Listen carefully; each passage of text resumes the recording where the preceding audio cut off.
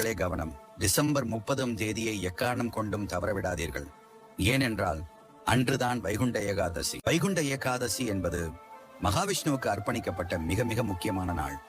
ஒவ்வொரு ஆண்டும் மார்கழி மாதம் வளர்பிறையில் வரும் ஏகாதசியே வைகுண்ட ஏகாதசி என்று அழைக்கப்படுகிறது. ஒரு வருடத்தில் 24 ஏகாதசிகள் வரும். அனைத்திலும் விரதம் இருக்க முடியாதவர்கள் கூட இந்த ஒரே ஏகாதசியில் மட்டும் விரதம் இருந்தால் அது 24 ஏகாதசிகளின் பலனையும் 30 கோடி தேவர்களை வழிபட்ட புண்ணியத்தையும் தரும் என்று சொல்லப்படுகிறது. அன்று அருகில் உள்ள பெருமாள் கோவிலுக்கு சென்று அதிகாலையில் திறக்கப்படும் சொர்க்க வாசல் வழியாக சென்று பெருமாளை தரிசிப்பது மிகப்பெரிய புண்ணியமாகும். ஆனால் கவனம், அன்று எக்காரணம் கொண்டும் அரிசி சாதம் அல்லது அரிசியால் செய்யப்பட்ட உணவுகளை சாப்பிடக்கூடாது. அரிசியில் அசுரன் வசிப்பதாக ஐதீகம் கூறுகிறது.